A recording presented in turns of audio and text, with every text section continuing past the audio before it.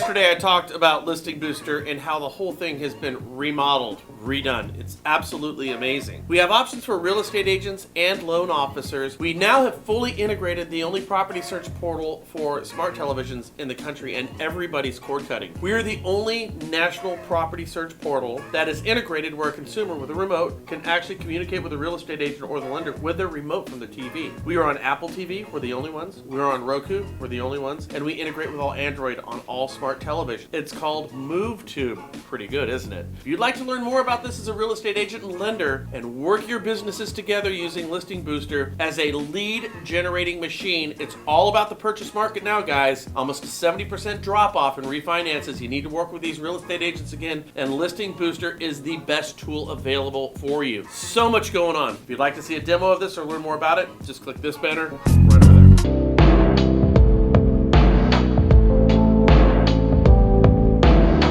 Anyways, if you watched our show yesterday, you know about my Frankenstein science approach to forecasting mortgage interest rates, right? And it has a lot to do with China's inept economy, specifically construction, and what I call the COVID hysteria futures. And by the way, when I use hysteria with the term COVID, I'm not making light of anything about COVID. It totally sucks, and I, like you, have lost friends from this scourge. But our concern for COVID seems to be related proportionally to interest rates moving up and down on, say, a week or a monthly basis. Now, of course, my observations make for easy fodder for my detractors. However, my thoughts might be gaining mainstream traction. Check this out. Just a couple of days ago, the Federal Reserve said, given the size of China's economy and financial system, as well as its extensive trade linkage with the rest of the world, financial stresses in China could strain global financial markets through a deterioration of risk sentiment, pose risks to global economic growth, and affect the United States, specifically our economy, more specifically having an effect on interest rates, meaning the worse it gets for China, the better it's going to get for our rates. Thank you, Federal Reserve, for kind of agreeing with me over here, because I am an island of one with my prognostication. But man, if you look at our economy right now, talk about a John Belushi speedball if there ever was one. Could have been a contender instead of a bum, which is what I am, let's face it. Our economy is taking uppers via the trillions of dollars in stimulus, and then downers, the Chinese financial stresses, to bring us back down to normal. And I saw how this worked out for John Belushi. I hope our economy fares just a little better. So, interesting thought. We are probably going to see our economy start to go gangbusters by mainlining over $1 trillion, which we'd assume would push rates north to temper inflationary concerns. But China's economy, the second largest in the world, which is in shambles right now, could raise its own set of concerns for our economy, which means rates stay low, and to hell with inflation, right? Our economy is starting to feel like, I don't know, the party animal who drinks the next morning to postpone that hangover. You have to understand, people. Eventually, it's going to catch up to you, and you're going to have to deal with it. And if you think I'm wrong about this stuff, as I'm sure many of you do, Evergrande is on the verge of a payment default of $148 million.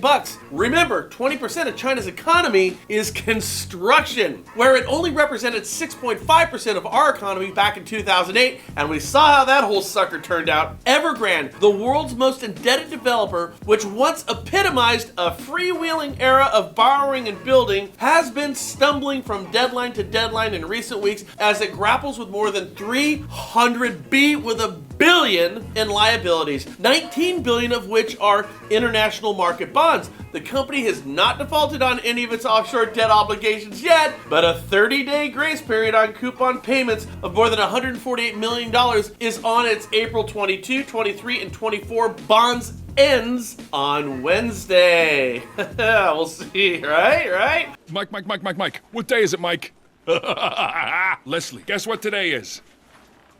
It's hump day. Woo-hoo! A failure to pay would result in a formal default by the company and trigger cross-default provisions for other Evergrande dollar bonds, exacerbating a debt crisis looming over the world's second largest economy. And as I just told you, that second largest economy, 20% of their GDP. So, question for you, my friends. Is my Frankenstein mortgage rate logic starting to sink in a little bit? I think I'm onto something here. Finally, the head of the CFPB, under Rohit Chopra, and he is a hard ass. And once again, I like to say this, if you think I'm wrong, like they said in the play Hamilton, just you wait.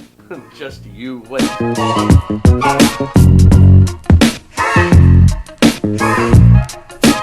Anyways, yesterday we talked about how folks are coming out of forbearance through modifications. That's dropping past interest, principal, rate, and or payment to entice folks to actually make their house payment for a change. This kind of just chaps my ass a little bit. Chopra just said we should make sure they can stay in their homes when they have the ability to do so, he testified, and not be deceived about what their options are. You see, my concern is the people who just quit making their payment who are going to start making them again, and we're treating them as if they are the victims. I think the people who they shorted that money are the victims. See, as many of the consumers who signed up early for the federal protection began to emerge in the fall of 2021, right, are starting to look at these modifications. So here's my concern, and I think it's well-founded. This statement by Chopra emboldens consumers who have quit making their payment to think that the modification period is something of a negotiation. You get what I'm saying here? Where the servicer on behalf of the note holder might offer a reduction in the above mentioned areas, and the consumer may come back and say, hold on a second here, guys.